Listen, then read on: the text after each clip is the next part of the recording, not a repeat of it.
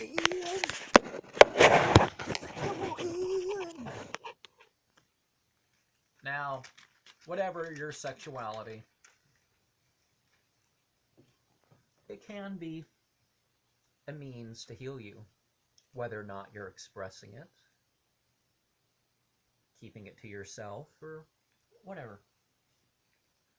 In Mesoamerica in particular, there was this practice. And when somebody had psychiatric symptoms, they would take them to,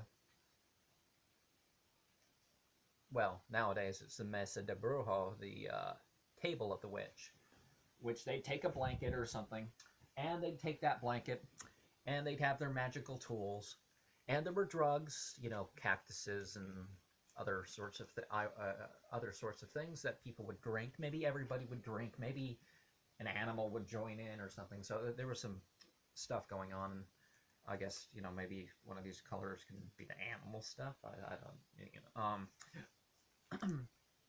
But there were other parts of the world where they also practiced this. There'd sometimes be a witch. And, you know, witch is associated with Satan, so that's what I'm saying. And now they don't necessarily think of the demons in the way that we do in the West or whatever, where the demons, there's, you know, are completely be avoided. They're, you know, to blame for everything evil or whatever. So, but it would be something other than coitus. Maybe it's be something bloody or, well, there can be the menstrual, but the forbidden things to some spiritual paths, the breath play or the oral or whatever, the trans stuff, the in the bathroom or the dirty stuff, or the child molestation or the animal stuff. Yeah, I guess I could put that on the same thing.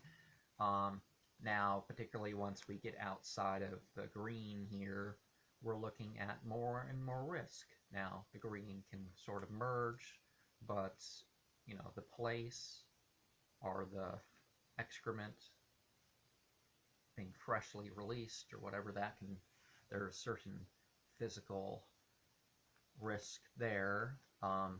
Risk to your safety, because particularly it's illegal, even if you're not hurting anybody other than the more than you'd typically be physically hurting or whatever.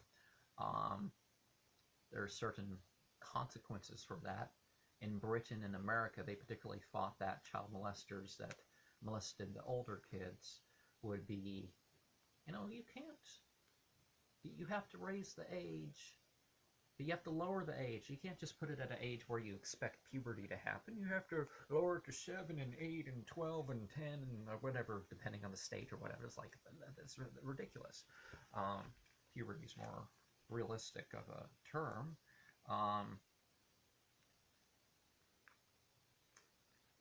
The discomfort and the pain and the damage in the short and long term that you cause yourself, you may consider this in this world to be too much.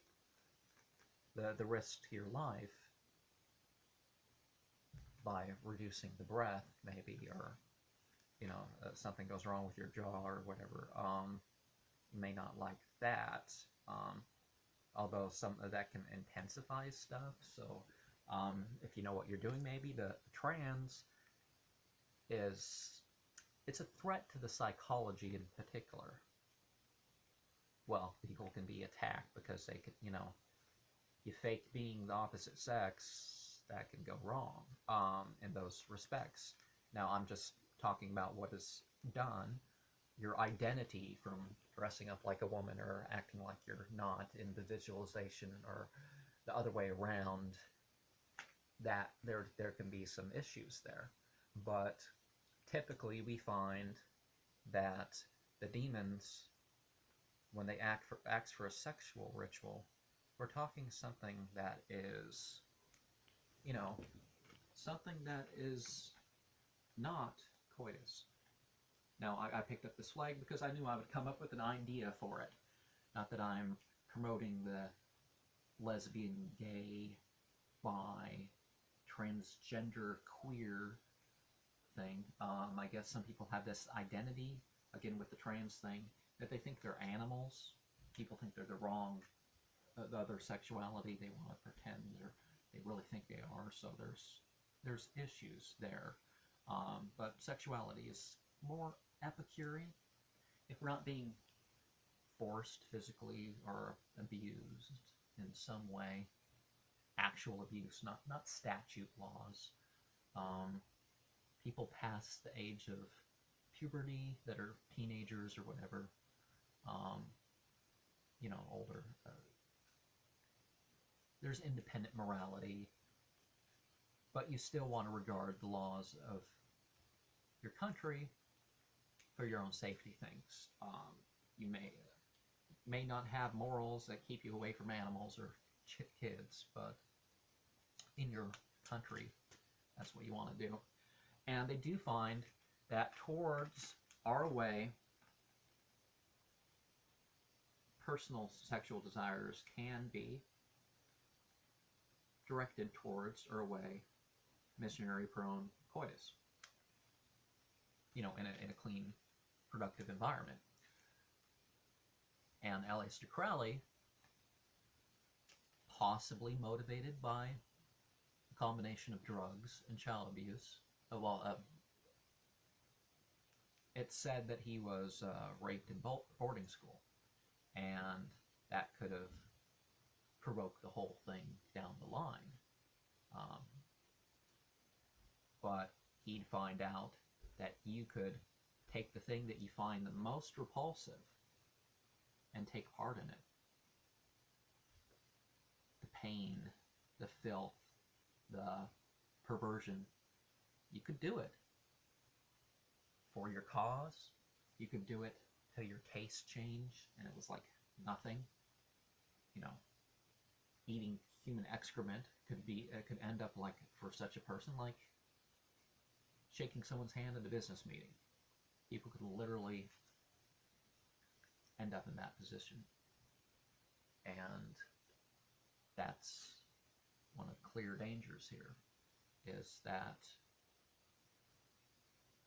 but you can do your practice in the name of, in the context of, according to the terms of what you worship, how you worship, and afterwards you can dedicate, whether that's dedicating the fluids or whatever. And this basic part of your life, whether it's being acted out with others or with yourself or just taken away altogether, it can be a very healing experience. And that's basically what I had to say about the issue. Some even masturbate saying demon names or whatever, or mentioning God or Scripture on the other hand. So don't abandon your sexuality.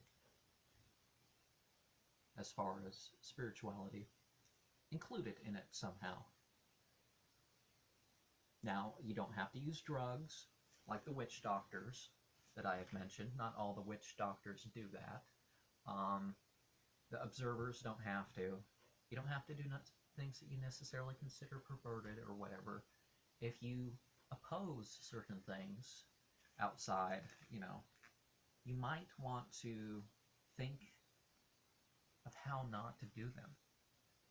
Or readjust your values. If you think that sex and marriage, like some of the Christian groups inspired by those biblical passages, avoiding sex, you may want to change your values to accept yourself, or to better oppose what you oppose. So this means what you want it to mean. I'm not coming out as, this is definitely really the only thing I'm interested in. This line here, the green. But I'm not necessarily going to oppose everything outside that green line either.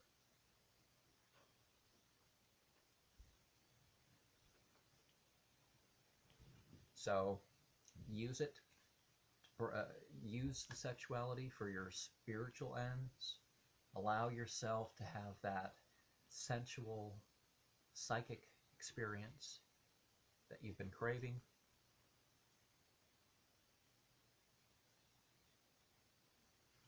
And no ritual does not make it more tedious, but it's worth it.